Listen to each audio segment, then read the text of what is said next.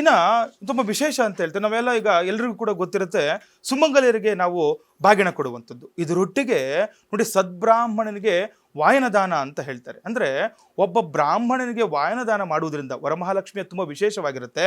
ಈ ವ್ರತಾಚರಣೆಯ ನಂತರ ಯಾರಾದರೂ ಆಗಲಿ, ಕೆಲವೊಬ್ಬರು ಬೆಳಿಗ್ಗೆ ಮಾಡ್ಕೊಂಡಿರ್ತೀರಾ, ಕೆಲವರು ಸಂಜೆ ಮಾಡ್ಕೊಂಡಿರ್ತೀರಾ. ನೀವು ಸಂಜೆನಾದರೂ ಆಗಲಿ ಬೆಳಗ್ಗೆನಾದರೂ ಆಗಲಿ ಪೂಜೆಯ ನಂತರ ಏನು ಮಾಡಬೇಕು, ಈ ವಾಯನದಾನ ಅಂತ ಕೊಡಬೇಕು. ಏನು ವಾಯನದಾನ ಅಂತಂದರೆ ನೋಡಿ ಒಬ್ಬ ಬ್ರಾಹ್ಮಣ ಸದ್ಬ್ರಾಹ್ಮಣನಿಗೆ ಇದನ್ನು ದಾನ ಮಾಡುವಂಥದ್ದು, ಅವನಿಗೆ ಒಂದು ಹೊತ್ತಿನ ಊಟಕ್ಕೆ ಆಗುವಂತಹ ದ್ರವ್ಯಗಳು ಕೊಡುವಂಥದ್ದು. ನೋಡಿ ಈಗ ತರಕಾರಿಗಳು ಕೊಡುವಂಥದ್ದು ಅಥವಾ ದವಸ ಧಾನ್ಯಗಳನ್ನು ಕೊಡುವಂಥದ್ದು. ನೋಡಿ ಇದರಲ್ಲೂ ಕೂಡ ಒಂದು ಕ್ರಮ ಇರುತ್ತೆ. ಯಾವುದೇ ಕಾರಣಕ್ಕೂ ಒಂದು ಈಗ ಏನೇನು ಮಾಡ್ತಾರೆ, ಕೆಲವರು ಏನೋ ವಾಯನದಾನ ಕೊಡಬೇಕು ಅಂತ ಅವ್ರಿಗೆ ಯಾವ್ದು ಸಿಗೋದು ಅದು ಕೊಟ್ಬಿಡ್ತಾರೆ. ಅದೇ ರೀತಿ ಮಾಡ್ಬಿಟ್ಟು ಅಪಚಾರ ಆಗಿಬಿಡುತ್ತೆ.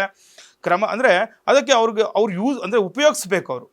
ಅವರು ಉಪಯೋಗಕ್ಕೆ ತಕ್ಕಂಥ ಬರುವಂತಹ ವಸ್ತುಗಳನ್ನು ನೀವು ದಾನ ಮಾಡಬೇಕು. ಅದು ಯಾವುದೇ ತರಕಾರಿಗಳಾಗಲಿ ಅಥವಾ ಯಾವುದೇ ಧಾನ್ಯಗಳನ್ನು ಕೊಡುವಾಗ ನೀವು ದಾನ ಮಾಡುವ ಕ್ರಮವೇ ಆ ರೀತಿ ಇರುವಂಥದ್ದು. ಯಾಕಂದರೆ ಯಾವುದೇ ವಿಚಾರದಲ್ಲಿ ನೀವು ದಾನ ಮಾಡುವಾಗ ಆ ದಾನ ಫಲ ಸಿಗಬೇಕು ಅಂತಂದರೆ ಅವರು ಅದನ್ನು ಉಪಯೋಗಿಸ್ಬೇಕಾಗುತ್ತೆ.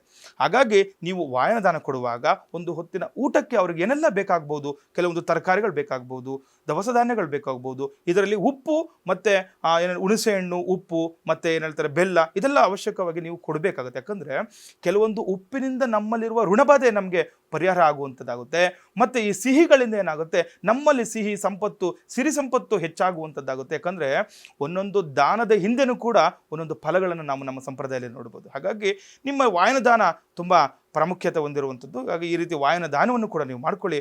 ಭಗವಂತನ ಅನುಗ್ರಹ, ಜಗನ್ಮಾತೆ ಆಗಿರುವಂತಹ ವರಲಕ್ಷ್ಮಿಯ ಅನುಗ್ರಹವು ಕೂಡ ಎಲ್ಲರಿಗೂ ಕೂಡ ಸಿಗಲಿ.